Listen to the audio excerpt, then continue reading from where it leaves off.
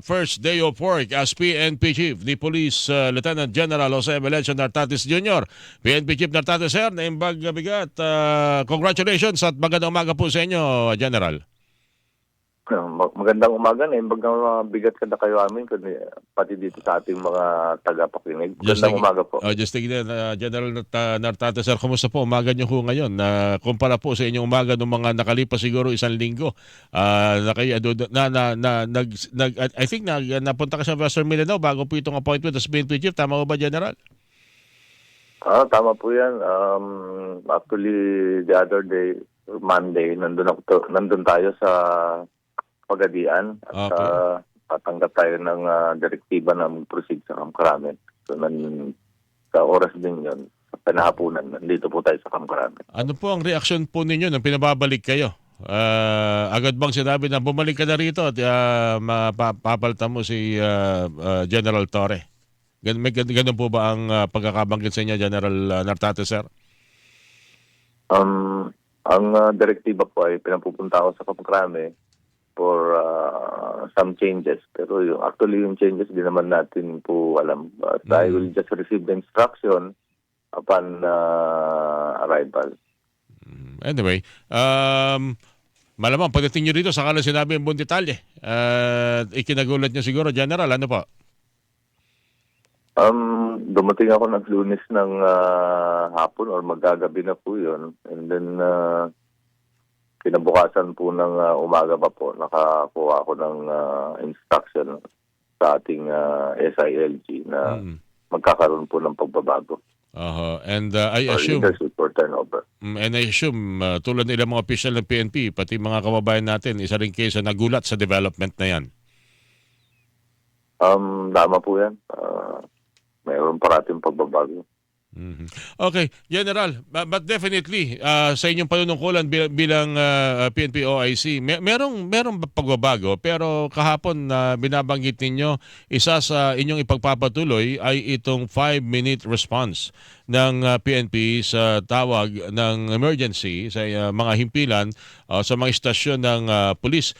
Meron ba sa tingin ninyo, kung walang babaguhin, meron bang i-develop pa, palalakasin pa, lalo na ho dun sa mga lugar na wala hong kakayahan ng ating pong pambansang pulisya na tumugon ng 5 minuto dahil siguro liblib na mga lugar at malalayong mga lugar, itong mga nakapwesto, itong mga miyembrong ito ng PNP, General Nartates. Tama po yan. Pagpapatuloy natin yung 5 minutes response o yung pag-responde sa mga nangangailangan ng tulong, lalong-lalo na sa ating mga kababayan kung mayroon po tayong kailangang tulong. Tatawag lang yan sa 911 at press 1 for police assistance. At nandyan na po yung police.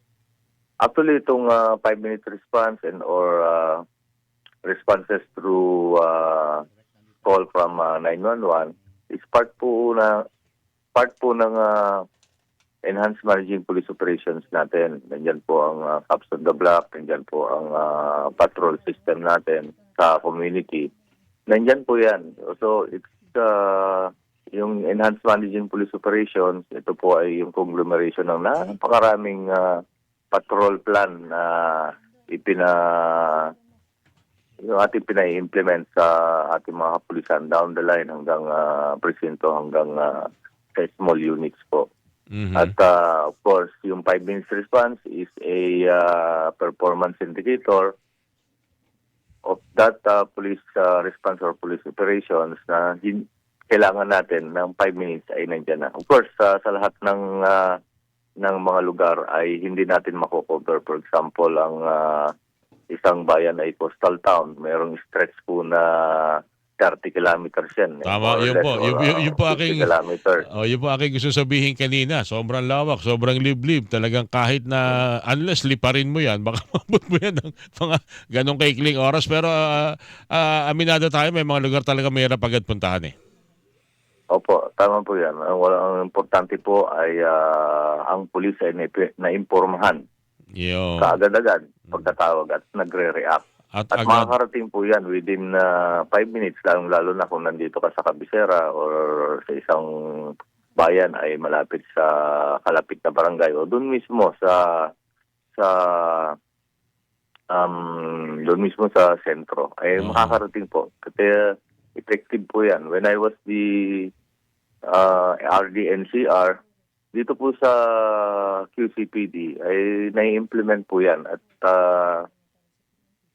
QCPD, pero dito po sa mga ibang lugar ay hindi po natin na nakukuha ng 3 minutes o 5 minutes or minsan ay 10 minutes. Mabuti naman po at nakakarating yung pulis, pero kailangan po talaga ng 5 minutes kasi yan po ang napakagandang oras para makapag-responde. Okay. So it's only part of our managing police operation, and the indicator, performance indicator, is we beat the 5 minutes response. Okay. General, yung pagpapanatiling malusog, yung concern sa kalusugan ng mga polis, papanatilihin nyo rin ho ba ito? Magkakaroon pa rin ng mga regular na mga physical training activities, hindi lamang para mapanatiling malusog at nasa 38 inches ang bewang ng mga polis, kundi para manatili silang malusog at makakaresponde sa krimen kung kinakailangan?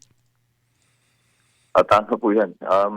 Sa isa sa mga programa na talagang, actually lahat po ng programa ay nandito na sa PNP. Minsan nakakalimutan, minsan hindi na-implement, or minsan, or kadalasan ay hindi natin na-improve itong mga palisiya, etc. Ang number one po, ang isa pong programa natin, of course, is nakasulat po yan. We will ensure to manage properly our resources. Ang resources po ng Philippine National Police, meron pong personnel para sa tao, may logistics, at meron pong tungkol sa pondo or finances. Kung pupunta naman tayo sa una, dun sa personnel, napakahabang proseso po nun. Of course, from the moment yung ating kapulisan ay kukuha ng pulis, recruitment, hanggang sa magretiro. So in between dyan, ay meron po siyan yung tinatawag natin training, etc. At pagdating dyan sa mga training, meron po yung periodic na tinatawag natin health and physical fitness program of the PNP. One of the physical fitness program of the PNP, of course, we implement BMI. We ensure that they are physically fit. And one of that is, i-gauge na naman, is our fitness test and the conduct of regular BMI, yung body mass index po yan. Yan po ay part of the management of our personnel. Aside from the placement, ini-ensure natin during the placement and promotion, they should be compliant and or naipasa nitong physical fitness test at saka BMI, among others. Siguro ipagpapatuloy po natin yan. Siguro pangunahin dyan, General, yung kung paano magpatupad ng tungkulin. Dahil recently may mga insidente ng mga kinakasuhan ng hindi tamang kaso, tapos sa kamay ng mga police investigator namamatay yung isang inaresto. Siguro nabalitaan nyo po yan at meron ba kayong nakikitang dapat gawin para hindi na maulit at lumala pa itong ganitong mga insidente na nasa kamay mismo ng PNP? May nangyayari pong mga paglabag sa karapatang pantao, nasasawi at sinasampan ng hindi dapat na kaso? Kung tungkol po sa pagkamatay sa operation po ba yung isa ko kasi ito, asphyxia. Sinakal daw yung kanilang inarestong suspect recently. Okay, we will be transparent po sa operation, and there should be accountability at mapanagot kung may pagkakasala at may nilabag sa ating police operational procedure, lalong-lalo na po yun, nanakal na police kung arestado po yun. Hindi dapat po gawin yun. Nandyan po ang ating integrity monitoring to ensure na lahat ng police operational procedure ay nasusunod during operations, and the conduct of police operation resulting to arrest. Of course, tinitignan po natin yan, lalong-lalo na if there are complainants, and assure that gagawin po natin ng kakahang investigasyon at dapat maparusahan. Okay, huli na lang, General. Alam ko marami pa tayong magiging series of interviews bago ko lang kayo pawala ngayong umagang ito. Siguro manggaling na ho sa inyo. May mga intriga kasi, PMA graduate, PNPA graduate.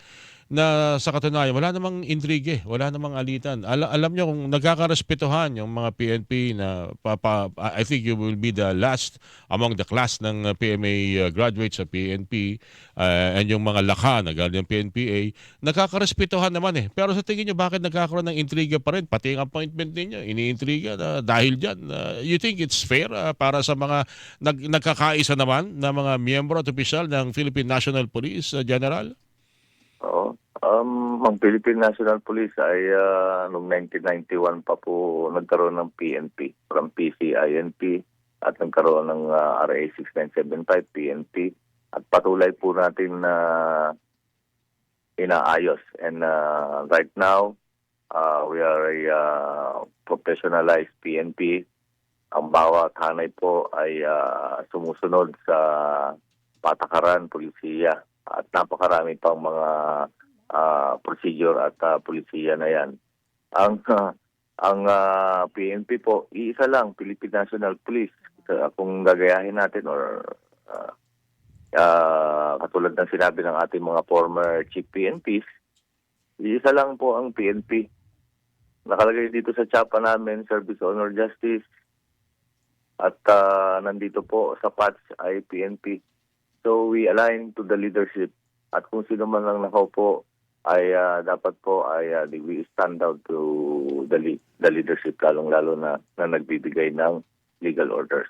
General, Yan po yun. At nakikita po namin wala pong Faction. pangkat-pangkat or faction dito sa PNP. okay, General, maraming salamat at sa ulitin, marami pa tayong gagawing follow-up at siguro ay observation at mga mahalaga po siguro yung anunsyo sa muling pagkakataon. Diyos na Gina, General Tates, and congratulations and good luck, General. Thank you po sa inyo. Gusto Gina, thank you very much, sir, and ating mga tagapakinig.